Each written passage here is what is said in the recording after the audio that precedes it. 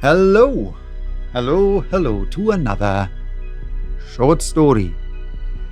Today I have a very special story for you, a full-fledged weird fiction story written by a contemporary author, Max Rudd of Xatram. The story is titled The House on Dumaine Street and is from a book titled The Book of Squalor. And it is a story very much in the tradition of the first weird fiction stories, a story about a dark secret, malevolent forces, revenge, and two sinister characters whose evil deeds... No, I don't want to give any spoilers. It is an intense story that plays with many tropes from the era when the first weird fiction stories were written, and it shocked me quite a bit at times. It also made me think, though. Why am I shocked? Is it really because of the injustice, inhumanity, and cruelty, the dehumanization displayed by some of the characters in the story? Or is it because of the words used? Who is it? Who says and does what? What is the context? Is it a celebration or a condemnation? Some stories need to be hard to swallow, and this is one of them. I love stories that make me think and that make me readjust my own values just as much as I love quote-unquote just entertaining stories. You can find Max and Xatram here on YouTube and, of course, also via his website. You will find all the links in the description alongside the link to the book of Squalor. Here is The House on Dumaine Street by Max Rudd.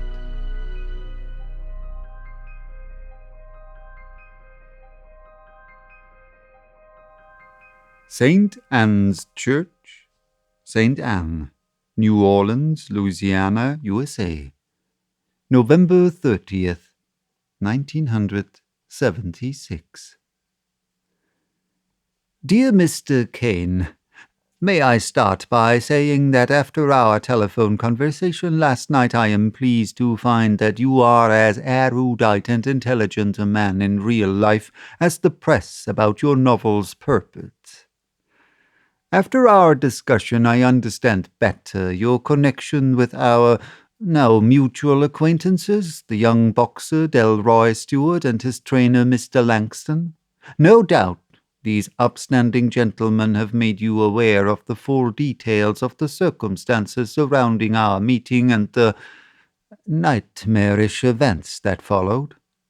Should you have occasion to speak with them before I, please reassure them that repairs to the jar house, the bar where the aforementioned events transpired, are proceeding well, and the owner, Mr. Gant, assures me that they will be open for business again soon. It had always been my profound belief that tales of the supernatural are nothing more than pure myth, tales and allegories that allude to and rail against fears and dangers of a purely secular nature. Instead, my concepts of true horror were to be found in the senseless actions of man which defy all conventions of reason. It appears I was wrong. As you will see from the material enclosed, it is possible for human action and weakness to give rise to the ungodly in its most literal sense. I know a man of your estimable education does not need me to actually quote Hamlet's time-worn words to Horatio, but I digress. Enclosed are transcripts of two texts.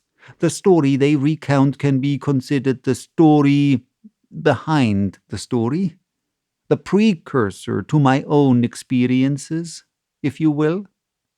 That such incidents could and did occur can easily be called into question. Some day I hope to find the eloquence to recount how these extracts facts led me to experiencing the unnatural firsthand. Until then, I direct your attention to the first of these passages, a letter addressed to the incumbent priest of the day and held in the recesses of the church records since his tenure. As is always the case, there is another side of the story to be considered, that of the second party, the unsavory Lieutenant Colonel Edward Montague. This I give you in the form of extracts from his journal. In this instance I have employed artistic license and excluded those entries that have no bearing to the matter in hand. How his memoirs came into my possession I choose to omit. The memories that this work evokes still chill me. The extracts are unabridged, and I apologize for the appearance of that most odious word used with reference to our African brethren. Its use is not my own, and yet it is in context. As a man of the world, I am sure you will appreciate this, and, after all, this is a private correspondence. Should you choose to remain skeptical, then I can make but one final appeal. I ask simply that you trust in my integrity as a priest. I owe my life to the strength and courage of the two gentlemen mentioned at the start of this letter, without whom I would have remained ignorant of this business. To them I am eternally grateful.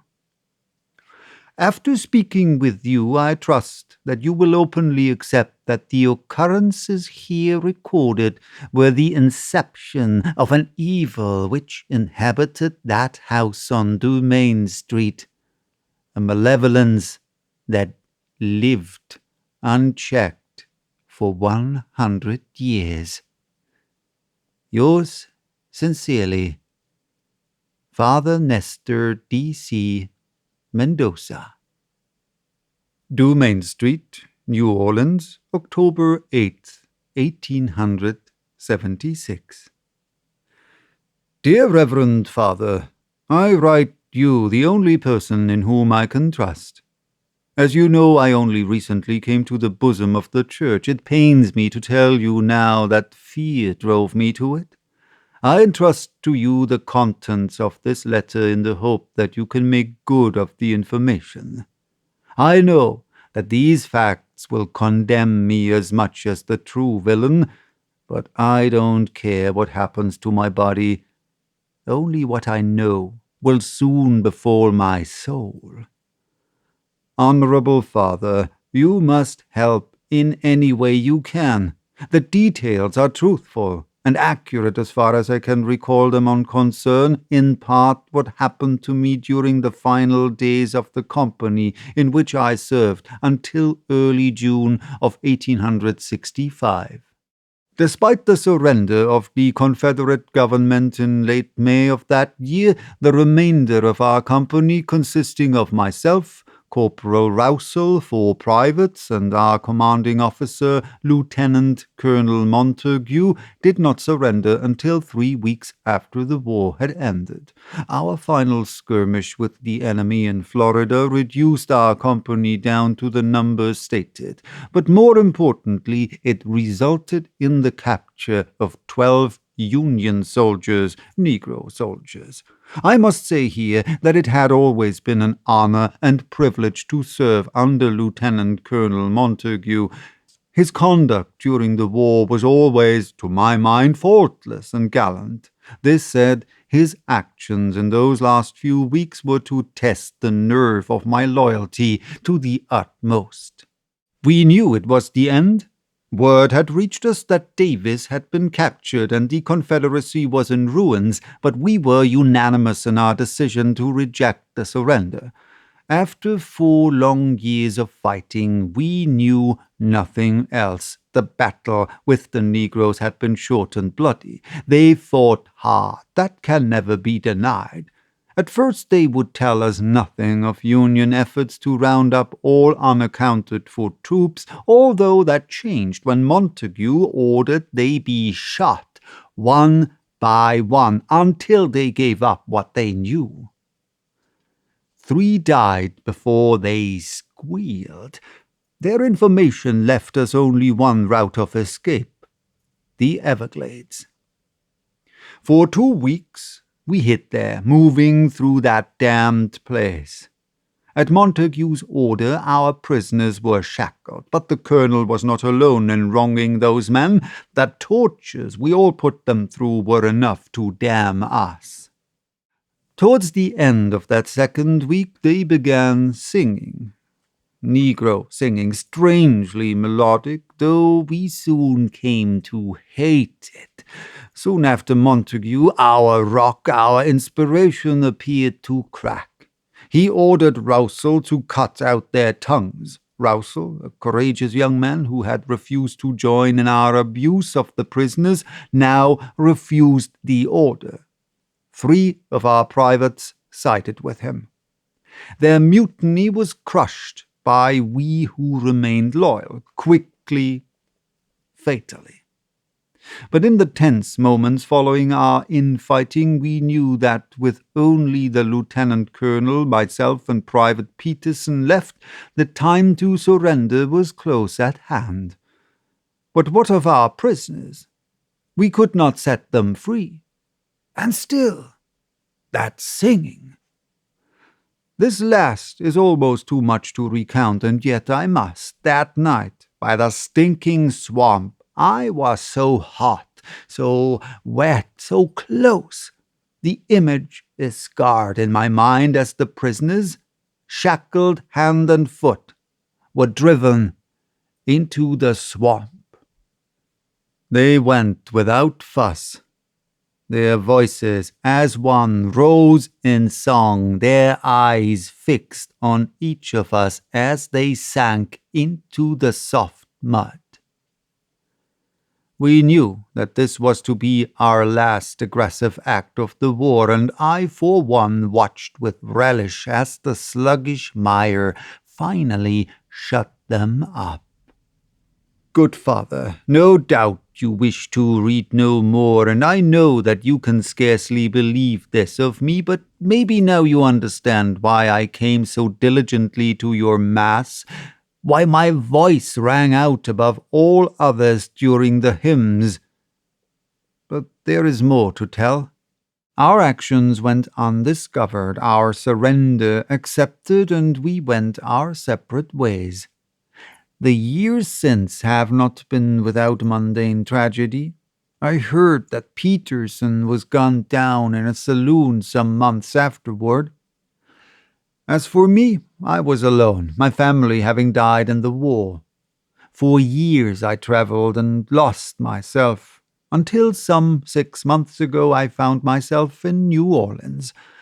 I discovered that the lieutenant colonel had done well from the war, in particular from the sale of his family holdings, which had made him wealthy. He now resides in a large townhouse on Dumaine Street. I had it in my mind to avail myself of some of his abundance, my own station being somewhat bleak. Expecting him to be outraged at my impertinence, imagine my surprise at finding him delighted at my coming. The years had been kind to him, his manner and bearing remained that of a southern gent and military man, yet I saw something else in his eyes, a haunted look. I was welcomed in his house as guest nonetheless, and given money to attire and keep me. His good fortune was unbound, but with time I grew uneasy. 3 months ago, one hot, humid July evening, it began. I had spent a fitful night previously and had found myself listless all day. As evening came, the smell of the sewers that wafted down our way could not mask another scent beneath it, or through it, or part of it, maybe. Try as I might, I could not identify it. I said nothing to my host, who seemed not to have noticed. This lasted for the best part of a week, the smell growing stronger daily, and my sleep became more disturbed. Still, I kept my silence, instead watching for any sign from Montague that he smelt it too. I didn't know how he could not. Shortly before this, he had become more detached, spending less and less time with me, except to ensure I had money in my pocket and was enjoying his hospitality. He received, I recall, many parcels. Once or twice I had occasion to take receipt of these, most of which seemed to come from Europe. What they were he could not say, save that they were books for a study he was engaged in. I mentioned this because as the second week of my restless nights began, I became aware of my host awake late into the night working in his study. The signs showed by day on his fatigued face and in the sullen rims of his eyes.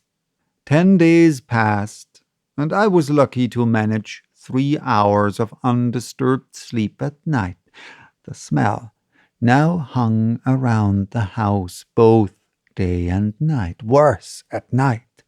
I slept with the windows to my room open. I had become accustomed to the smell by now, and the heat was all I craved less of.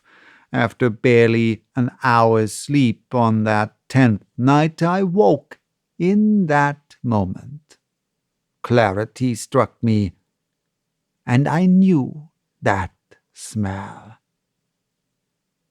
It was the stench of the swamp.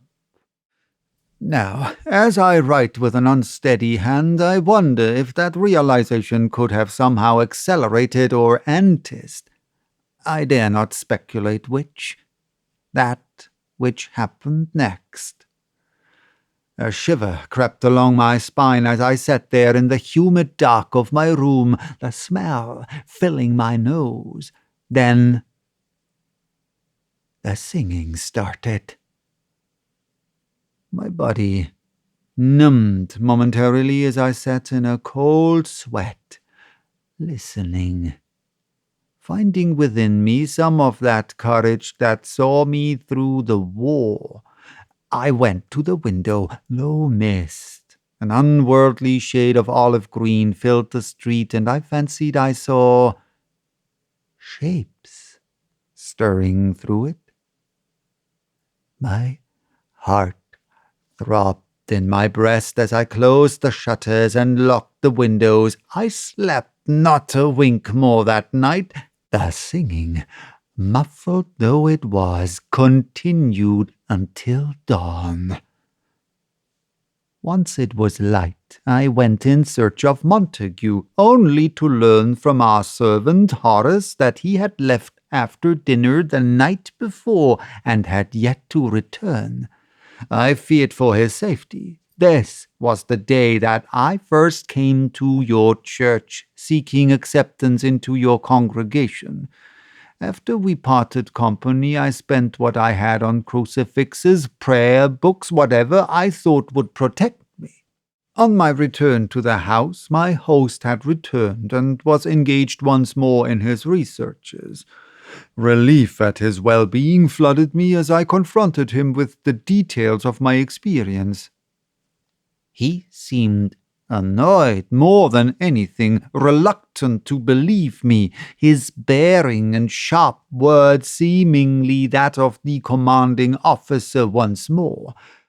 But his annoyance at this paled against his reaction when, in desperation, I thrust a small cross into his hand, imploring him to protect himself. His rage was terrible to behold, flinging it across the room as he barked at me that he would not support such trinkets of vain hope in his presence. I have always fancied myself capable of standing up to tyranny, and yet in that room I felt lucky that I was not thrown in the streets there and then. In the end, my host stated that should I choose to protect myself thus, I was to confine it to my quarters. Yet, despite his rebukes, he made mention that his own protection was in hand, a statement I do not fully understand. His parting words ring in my ears still. With a look of sinister conviction, he stared into my eyes. "Think on this, Louis, for what we have done. Do you think that God will protect you?" And so I haste to bring this letter, this confession to a close. Despite Montague's disbelief, the power of Christ has protected me, and in the 2.5 months since I hung the crucifixes in my room and took to reading the prayer book aloud before bed each night, I have not been plagued by those visitations, although I have not escaped the habit of hiding my revolver under my pillow. Until last night, I awoke in the early hours to the smell, and they were there. By the twilight glow of my dying autumn fire, they were there. 9 figures, 9 silhouettes, night black faces about my bed. My screams must have carried down the street as they moved toward me. The pistol was in my hand, and with the flash of the first shot, they were gone. Horace, bless this man's soul, was with me in moments, comforting me. Of my host I saw nothing. Horace insisted on rousing him, but I implored him to remain with me, for you see, dread and fear have taken all power from my legs. Once these last lines are penned, I shall entrust this letter to my friend Horace, who has promised to deliver it to you in person before noon tomorrow.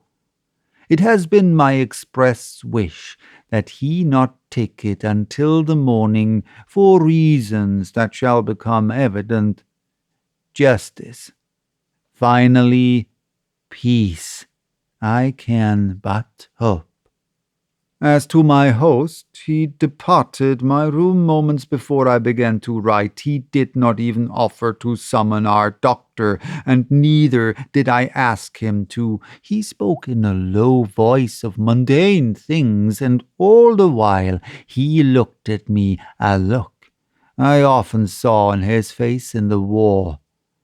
It was the look with which he beheld the dead. Pray for me.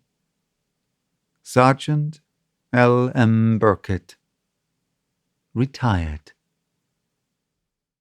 Extracts from the diary of Lieutenant Colonel Montague.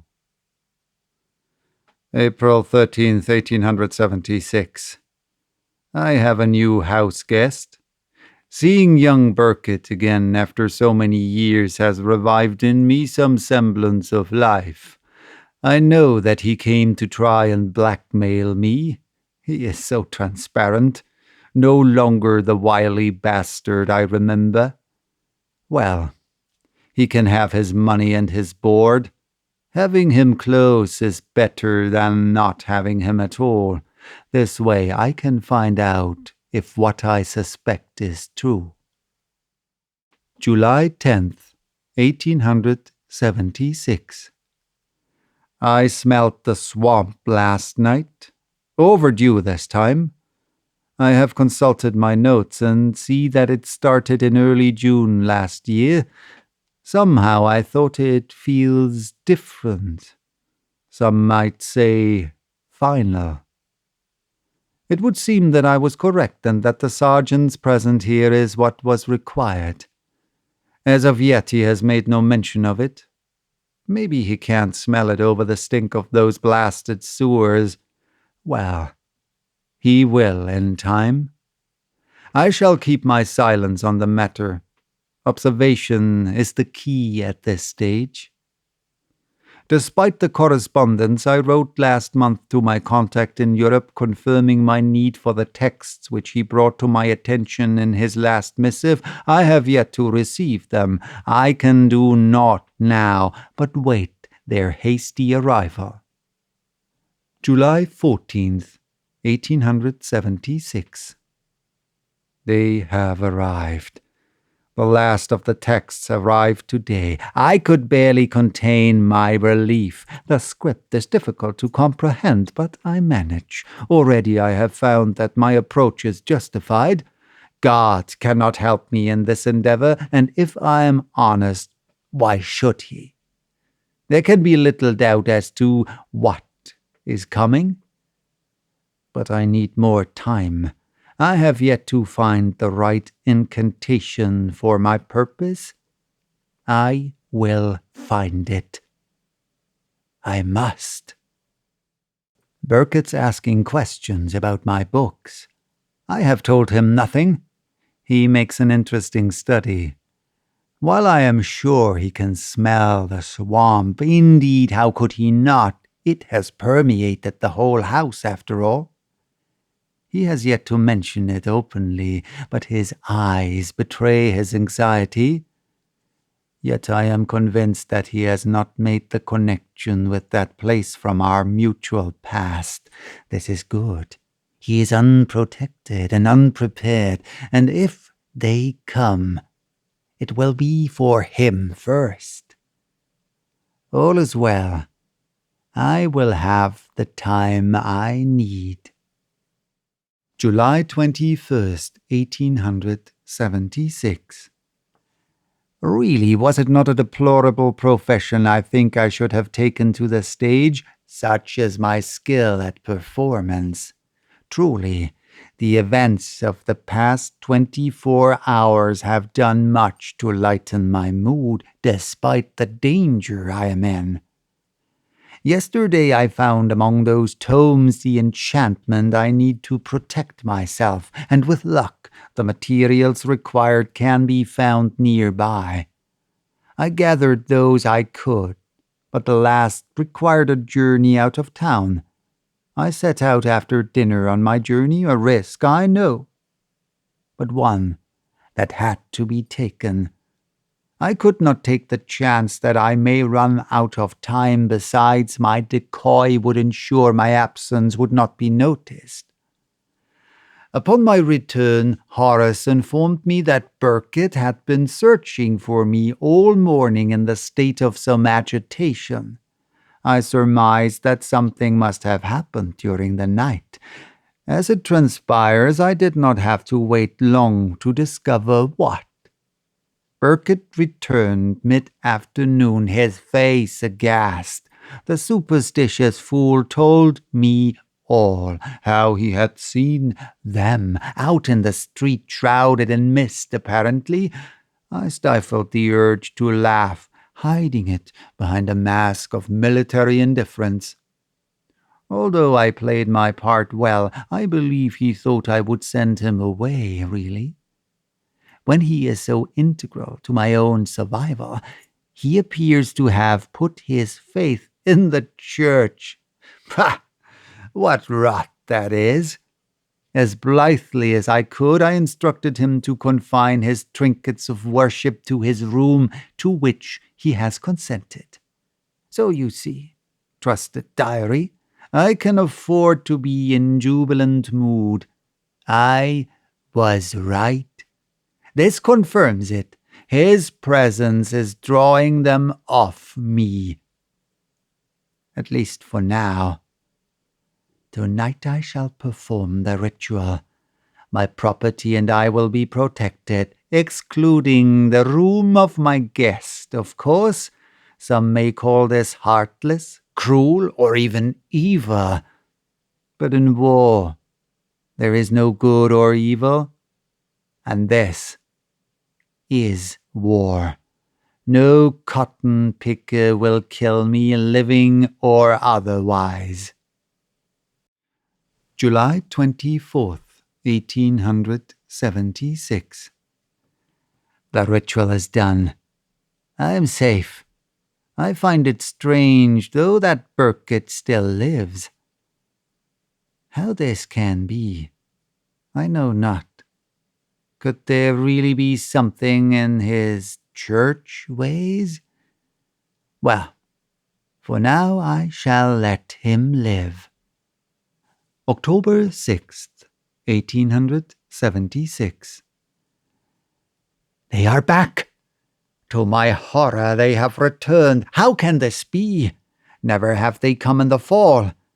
So many months of peace, and now I am threatened once more. I must find the cause. I must. Later, same day, I believe I have found the reason, and now know that Burkitt must die. I studied again the specifics of the spell, and was wrong to think that I could leave a gap in the enchantment. The whole house must be sealed, Burkitt's room included. It appears that his faith has substance after all. Who could have guessed? But my course is set. I know what must be done, and I shall not falter. The shades will fail. They will fail. October 7th, 1876. It is done.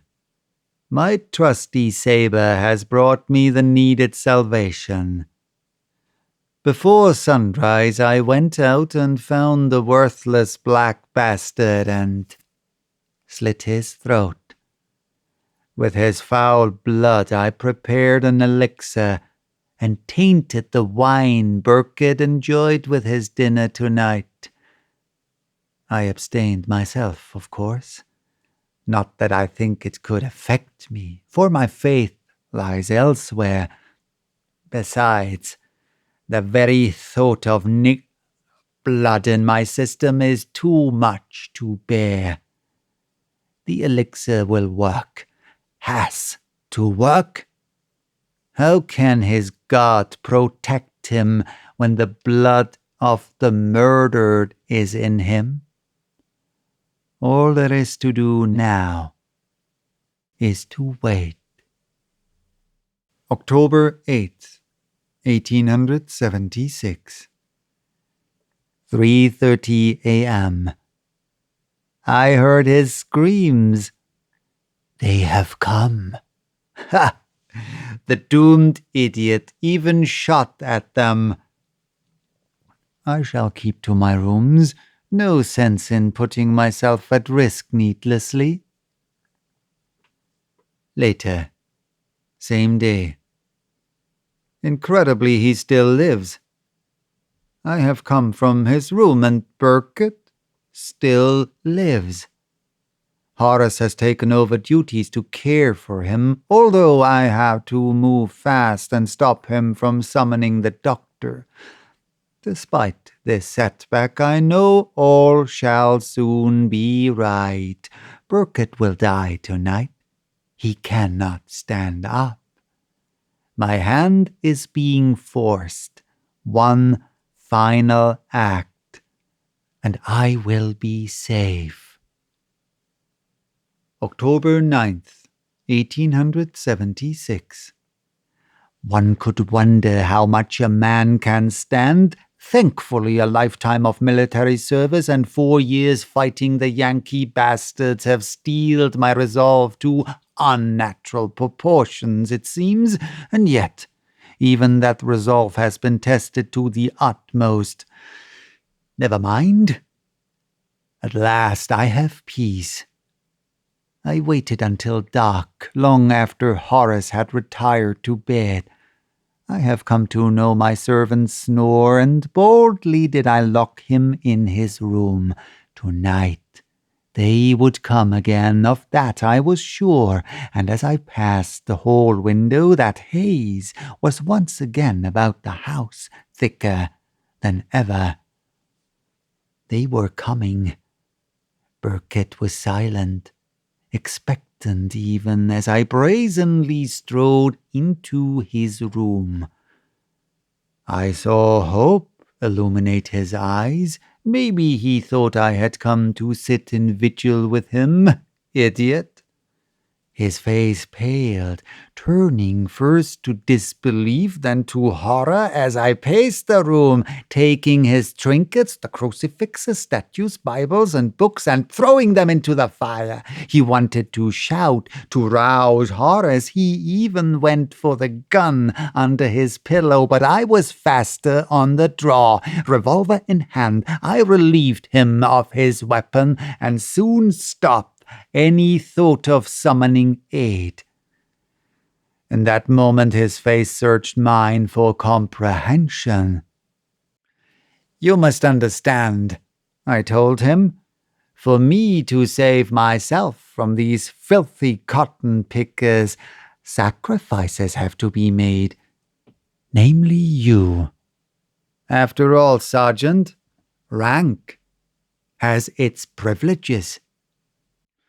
My moment of triumph so nearly cost me my own life, for at that moment the windows flew open and the mist rolled in, drizzling through the fastened shutters with gathering vitesse. The reek of the swamp assaulted my senses as rapidly as it permeated the room, and the luminescence of the vapor drugged the soft lamplight with its verdant hue. I barely made it to the door in time. Glancing back, I saw their faces glare at me before they closed on Burkett. Safe in the corridor, under the protection of my spell, I listened for his screams. They never came. He died silently, a true soldier to the last. I am safe. The house is protected, and me within it, although it would appear that Horace has left me. Filthy deserter. November 10th, 1876. Why can I not have peace? They come again, they persist. Why? I hear the rattle of their shackles, their nails clawing off on the shutters, and the singing, that accursed singing. The mist encroaches. I fancied I saw one of them in the hall. How? Get out! Get out! Out! Out! November 13th, 1876. I am not beaten yet, nor after tonight shall I ever be. Sing all you want, cotton-picking bastards, you will never get me, never. I have regained my composure, though it has been hard. Lesser man would have submitted to lunacy long before. I must maintain my courage for a few more hours. 10 p.m. This shall be my final entry, dear diary. Should blame I my education for miscomprehension or my arrogance for overlooking the obvious, I am inclined to think the latter. The spell that I have entrusted to keep me safe, that I so nearly broke in my anger thinking it had failed, does still protect me, but it is incomplete even now. One thing remains, one thing always remains, it seems, the final ingredient to seal this house for all time. Me. I foolishly believed that the incantation would protect me body and soul, but that is not so. It will only protect my soul. How ironic it is. My body so strong in war, too strong even now in my waning years, is the weak link in the chain. I must go. Tonight my body burns, and with it those texts that could undo the ritual. I trust in the dark arts that have protected me until now that the price I will pay will be enough to ensure that my soul shall never be chained.